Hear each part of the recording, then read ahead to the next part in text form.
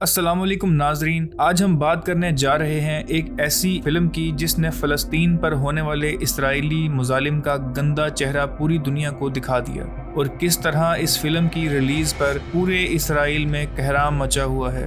दोस्तों, इस फिल्म का नाम है फरा और इस फिल्म को नेटफ्लिक्स पर रिलीज किया गया है।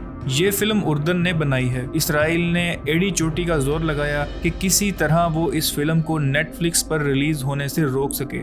दोस्तों, ये कहानी है एक 14 साला बच्ची की जिसको इसराइली तंजीमों की बर्बरियत का सामना करना पड़ा और किस तरह देखते ही देखते फलस्तीन के 78% हिस्से पर सिहोनी काबिज हुए और मुजालिम की इंतहा करते हुए इसराइल नामी नाजायज रियासत का क़याम अमल में लाया गया। अस्सलामु अलैकुम दोस्तों, आपने इसराइल का नाम तो सुना ही होगा और हर मुसलमान की तरह आपको भी इस मुल्क के क़याम पर एतराज होना भी चाहिए, क्योंकि यहूदियों ने मुसलमानों पर बेतहाशा मुजालिम करके ये नाजायज मुल्क बनाया। फ़लस्तीन के मुसलमानों ने इंसानियत के नाते इन लोगों को अपने मुल्क में रखा और इसके बदले इनको जिन मुजालिम का सामना करना पड़ा वो सोचकर भी रोंगटे खड़े होते हैं।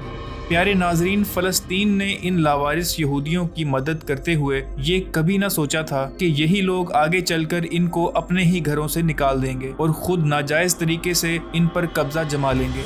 कहा जाता है कि यहूदियत कोई मजहब नहीं और ना ही कोई दूसरा इसमें दाखिल हो सकता है। ये बाय बर्थ ही यहूदी होते हैं। असल में यहूदी भी अरबी नस्ल से थे, लेकिन वक्त के साथ साथ गोरों ने यहूदियत इख्तियार करना शुरू कर दी और इसको एक मजहब की शक्ल दे दी। यहूद सिर्फ एक कबाइल का नाम था, कोई मजहब नहीं था। तो दोस्तों, इसमें कोई शक नहीं कि इसराइल एक नाजायज रियासत है और ये अपने जुल्म सितम की वजह से फ़लस्तीन पर मुकम्मल कब्जा करना चाहती है और जो कोई भी इसराइल के इस बुरे इक़दाम के खिलाफ बोलता है उसे जुल्म सितम का निशाना बना दिया जाता है। लेकिन गुज़िश्ता दिनों में नेटफ्लिक्स पर एक ऐसी मूवी रिलीज हुई है जिसने इसराइल में एक खलबली मचा दी है और इसराइलियों की चीखें आसमान तक सुनाई दे रही हैं, क्योंकि ये फिल्म एक ऐसी लड़की की दास्तान बयान कर रही है जिसे इसराइल की तरफ से शदीद जुल्म का निशाना बनाया गया। इसके अलावा इस फिल्म में 14 मई 1948 के दिन यानी कि यौम अल नकबा के दिन फ़लस्तीन पर होने वाले मुजालिम को भी दिखाया गया है। आज हम इस वीडियो में इस फिल्म में दिखाए जाने वाले हकायक को सामने रखेंगे और बात करेंगे यौम अल नकबा क्या है और इस दिन किस किस तरह के मजालिम का सामना फ़लस्तीन को करना पड़ा। इस फिल्म का नाम फरा है, जो कि इस लड़की का नाम है जो इस फिल्म में मरकजी किरदार का रोल अदा कर रही है। इस फिल्म की अक्कासी इतनी बेहतरीन है कि ऑस्ट्रेलिया में होने वाले 15वें एशिया पैसिफिक स्क्रीन अवार्ड्स में बेस्ट यूथ फिल्म का अवार्ड जीता।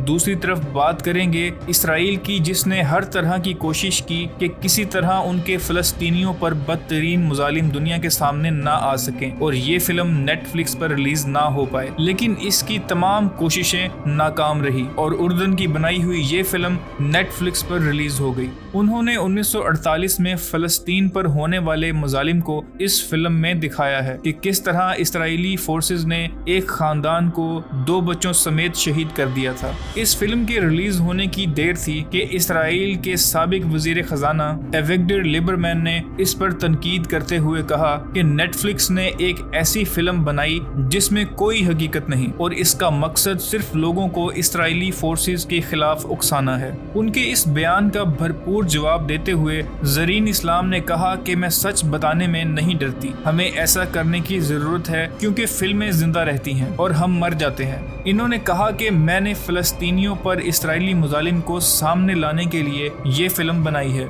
मैंने ये फिल्म इसलिए नहीं बनाई कि मैं सियासी हूँ, बल्कि इसलिए बनाई है कि मैं इस कहानी की वफादार हूँ जो मैंने सुनी है।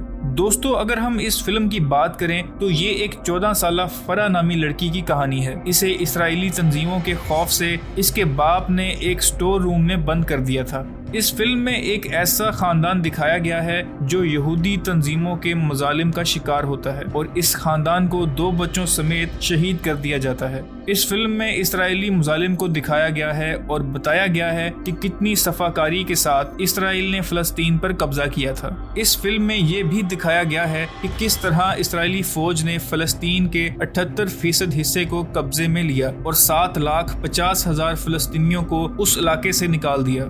इस फिल्म के रिलीज होने के बाद इसराइल का घिनौना चेहरा दुनिया के सामने आ चुका है। इस फिल्म में उन हकायक को भी दिखाया गया है जिनकी बुनियाद पर इसराइल ने फलस्तीन पर कब्जा किया। नाज़रीन, आज से 74 साल पहले 14 मई 1948 को फलस्तीनियों के लिए स्याह तरीन दिन कहा जाता है, क्योंकि इस दिन इस मुकद्दस जमीन पर दुनिया भर से लाकर बसाए गए यहूदियों ने अमेरिका और बरतानिया की पुश्तपनाही में अपना नाजायज कब्जा जमा लिया और फलस्तीन की पाक सरजमीन पर इसराइल जैसी नापाक रियासत का क़याम अमल में लाया गया। ये दिन फलस्तीनियों के लिए किसी क़यामत से कम न था और देखते ही देखते 8 लाख से ज्यादा फलस्तीनी अपने ही घर से बेघर हो गए।